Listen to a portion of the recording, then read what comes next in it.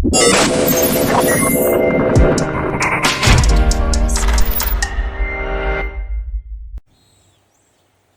you guys, it's one day after I posted my first video, and I came up with some questions that people might ask about gardening, especially if they're new gardeners, and where they can garden. So a lot of people don't have empty plots of land where they can just throw up a garden. So I wanted to show you where I garden, and I suspect you can adopt at least one or two of these different methods that I use, from in the dirt to in containers. So I'm going to start here. This is just a rain barrel.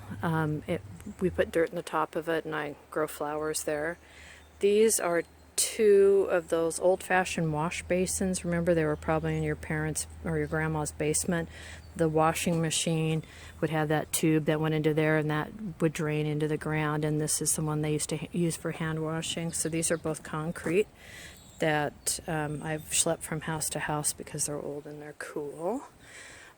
This is my small herb garden, and we need to do some cleanup in here. We'll do that later, but it's in the ground.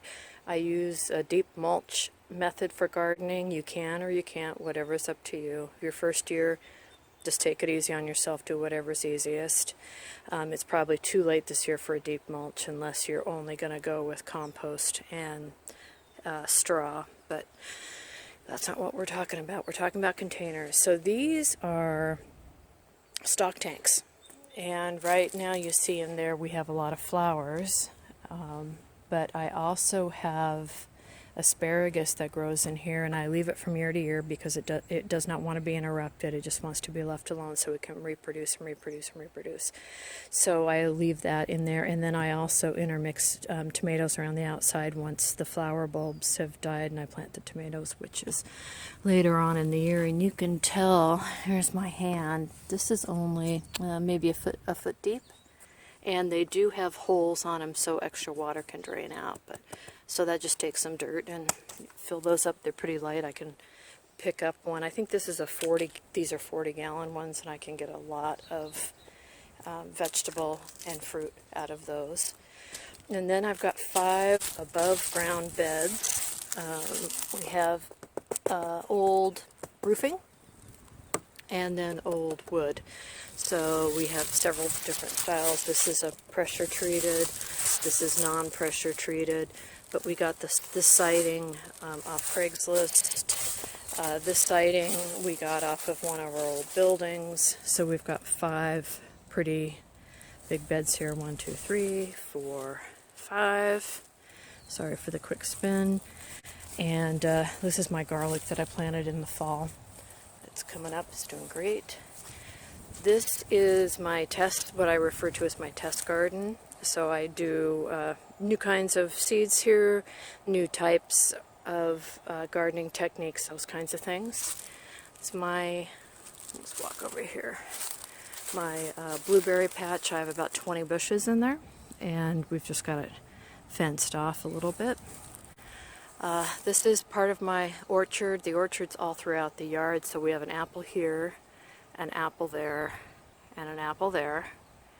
And then, sorry for the spin again, come over here, and we just plant them throughout the grassy area. So this is a peach. It's coming on 3 years old. Peach, 3 years old.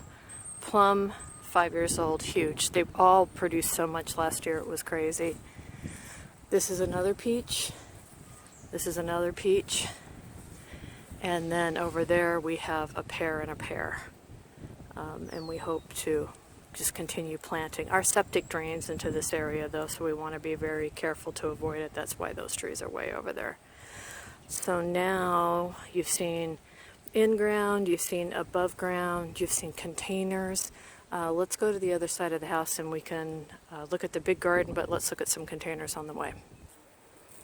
So this is one of those really big stock tanks. That's a metal one. Oh my gosh, look, a bumblebee. Can you see it? Where is it? What's a bumblebee doing out already? Flowers are a good thing, people. Bumbler. And then in ground here, this is, believe it or not, a rosemary bush. Isn't that crazy? And then over there by that door, that big bush is a laurel, you know, bay leaf. Wasn't supposed to get that big. I didn't think it was going to get that big. They do get that big. I think I'm going to need to move it. What do you think? Okay, couple more containers. So just regular terracotta containers. I grow flowers in these for bee attraction.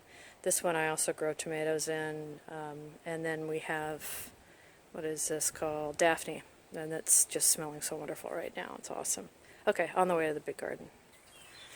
Alright, so this is my big garden, and in my last video I gave you the wrong dimensions. We did add some space to it last year, and I neglected to take that into consideration. So it's 30 feet by 50, well 45 feet, 30 feet by 45 feet. And that is a pretty big space. And very excited to work in this garden. What I like to do is I put low intensity items to grow in the big on the ground garden, like squash, zucchini, things that I can plant and pretty much forget about unless I want to harvest them. Things that are high touch, like tomatoes, tomatillos, peppers, I put in the taller garden beds because they're easier for me to get to now that I'm an elderly.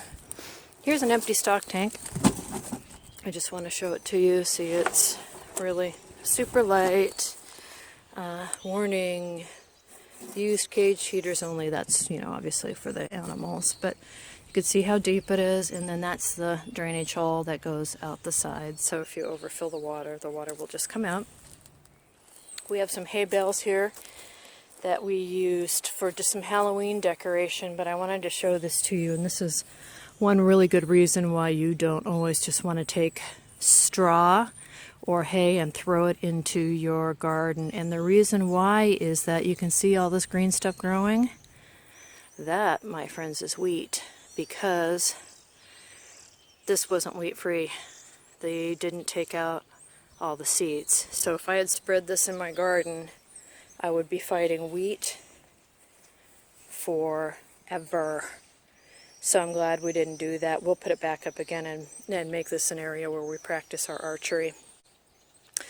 What other places can you grow? Kiddie pools you can grow in. Anything that you can dig into. So even if you wanted just to take a spot on your lawn, dig up the sod, get rid of it, or flip it over if you have enough time to let it rot.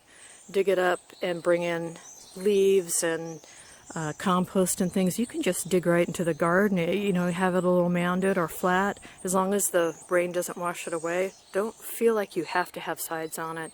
You can just make a hill. You can make a flat spot as long as it kind of drains off. Just don't worry about it. Don't make it harder than it needs to be, because it doesn't need to be hard. If I can do it, anyone can do it.